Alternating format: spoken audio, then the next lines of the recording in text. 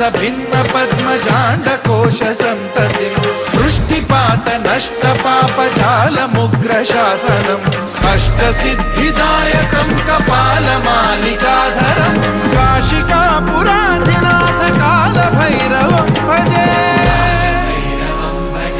भूतसङ्घनायकं विशालकीर्तिदायकं काशीवासलोकपुण्यपापशोधकं विभुं नीतिमार्ग